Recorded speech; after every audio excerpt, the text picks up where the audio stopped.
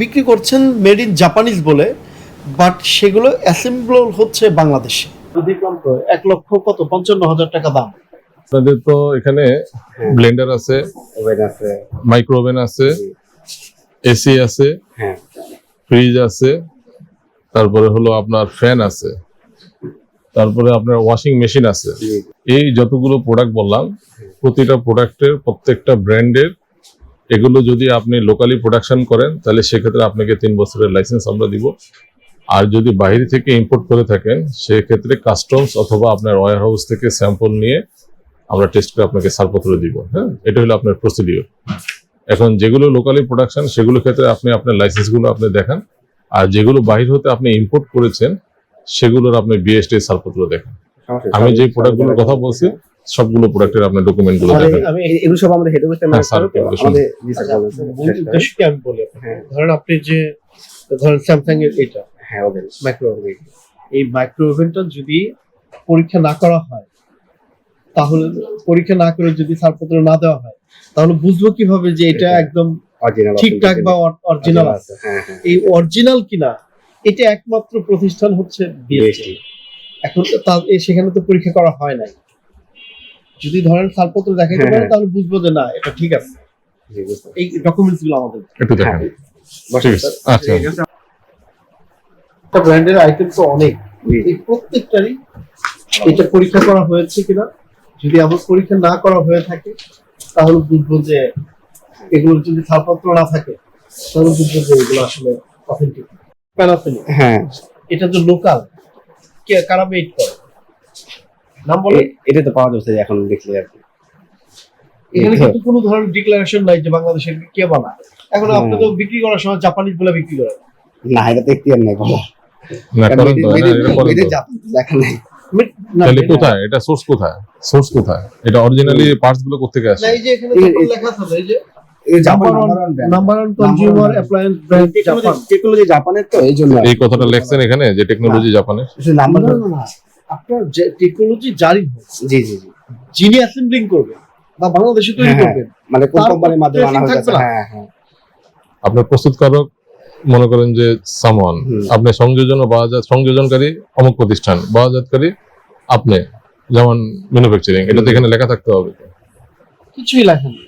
মানুষ যখন কিনতে আসবে তখন তো বলবে যে না এটা জাপানিজ ব্র্যান্ড, আমি জাপানিজ পণ্যটাই কিনলাম। ওখানে তো আমি দেখলাম তো 1,55,000 টাকা দাম এক একটা এসি, কিন্তু আপনার বাংলাদেশে তৈরি হচ্ছে, আপনারা বিক্রি করছেন জাপানিজ ব্র্যান্ড। জাপানের টেকনোলজি দেওয়া তো আর সবকিছু মিলে আর কি। আচ্ছা, টেকনোলজি ওকে ফাইন, ওদের ইয়াটা, টেকনোলজি হ্যাঁ। আনতেন, কোনো জি, সমস্যা নেই। জি, জি। ওদের সাথে আপনাদের চুক্তিও থাকতে চুক্তি পারে, থাকতে তাতেও কোনো সমস্যা না, নেই। না। কিন্তু আপনি শুধু লিখে দেন যে বাংলাদেশে অমুক কোম্পানি এটা সংযোজন করছে। সংযোজন করছে আর কি। অ্যাসেম্বলিং করছে, এই অ্যাসেম্বল বাই এই শব্দটা লেখা থাকলে তো আর কোনো সমস্যা নেই। সমস্যা হতো না। তখন ক্রেতা দেখেই বুঝতে পারতো ওদের, যে হ্যাঁ, হ্যাঁ এটা বাংলাদেশে দেশি অ্যাসেম্বল কোম্পানি, করা, হ্যাঁ। এটা বাংলাদেশে অমুক কোম্পানি এটা অ্যাসেম্বল করছে। সমস্যা নেই। আমাদের বাংলাদেশে ধরেন বিএসটি এর আইন মতে যে 335টা ম্যান্ডেটরি প্রোডাক্টের মধ্যে এই হাউসহোল্ড যে ইলেকট্রনিক্স আইটেম গুলো, এগুলো হচ্ছে বিএসটি এর ম্যান্ডেটরি প্রোডাক্ট, যেমন এসি, ফ্রিজ, গিজার, এগুলো Blender, micro oven, washing machine, এগুলো। এখন এখানে আপনার বেস্ট ইলেকট্রনিক্সে দেখলাম যে অনেকগুলো পণ্য বিক্রয় করা। আমরা লাইসেন্স চাইলাম, আপনি কয়েকটা লাইসেন্স দিতে পারছেন, বাকিগুলো আর দেখাইতে পারেন না, অন্যগুলো দেখাতে পারেন না। এখন এই পণ্যটা বাংলাদেশে উৎপাদন হচ্ছে, কোনো সমস্যা নেই, কিন্তু এইটা ধরেন মান ভালো কিনা, আপনার এটার যথাযথ মান ঠিক আছে কিনা, এটা কিন্তু চেক হয় নাই।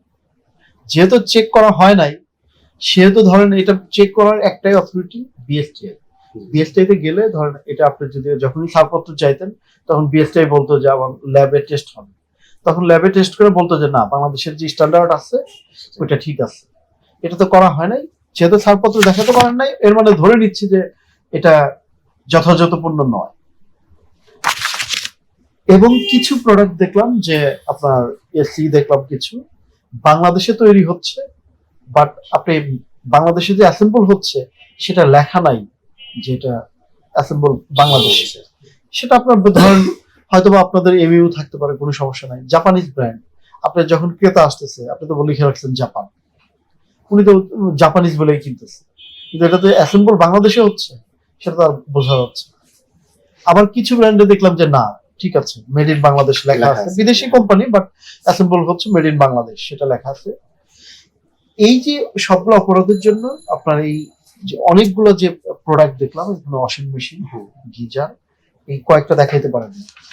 এর জন্য যেহেতু প্রথমবার বেস্ট ইলেকট্রনিক্স, আমরা চাই যে আসলে শাস্তি দেওয়ার জন্য, যথাযথ পণ্যটার মান ঠিক রাখার জন্য, এই জন্য আপনার 31 ধারা লঙ্ঘন করায় Bangladesh Standards and Testing Institute 2018 31 ধারা লঙ্ঘন করায় 1 লক্ষ টাকা অর্থদণ্ড প্রদান করা হলো, অনাদায়ে 3 মাসের বিনাশ্রম কারাদণ্ড প্রদান করা হলো।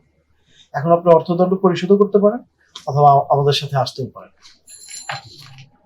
আর আপনাদেরকে খুব অল্প একটা সময় দেওয়া হলো, 2 বা 1 মাসের মধ্যে এই যতগুলো পণ্য আছে সবগুলো পণ্যর পরীক্ষা করে ছাড়পত্র নিয়ে নেবে। আমাদের বিএসটিআই 335টা ম্যান্ডেটরি পণ্যের মধ্যে অনেকগুলো পণ্য এখানে বিক্রি হচ্ছে, এবং এই পণ্যগুলো হচ্ছে সাধারণত বিএসটিআইতে বিক্রি করতে হলে বিএসটিআইয়ের ল্যাব আছে, ল্যাবে পরীক্ষা করে ওখান থেকে ছাড়পত্র নিতে হয়, এবং ছাড়পত্র নিলে আমরা বুঝতে পারি যে এই মানটা সঠিক পণ্য এবং যথাযথ পণ্য রয়েছে।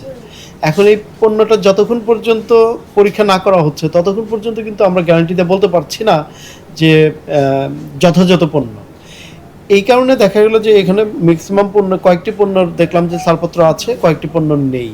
এবং আরেকটি সমস্যা এখানে পেলাম যে কিছু পণ্য রয়েছে যে পণ্যগুলোতে ওনারা বিক্রি করছেন মেড ইন জাপানিজ বলে, বাট সেগুলো অ্যাসেম্বল হচ্ছে বাংলাদেশে। এটা একটা ফল্ট ছিল, এবং ম্যাক্সিমাম পণ্যেরই তাদের কোনো পরীক্ষা করে বিএসটিআই কর্তৃক ছাড়পত্র নেওয়া হয় নাই। সেই জন্য বিএসটিআই এর যে আইন রয়েছে সেই আইনের 31 ধারা লঙ্ঘন করে 1 লক্ষ টাকা অর্থদণ্ড প্রদান করা হয়েছে, এবং ভবিষ্যতে সতর্ক করা হয়েছে যে অন্যান্য যেগুলো তাদের ল্যাবে টেস্ট করে ছাড়পত্র নেওয়া নেই সেগুলো পরীক্ষা করে তারপরে হচ্ছে ছাড়পত্র নিয়ে বিক্রয় করার জন্য সতর্ক করা হয়েছে। ধন্যবাদ।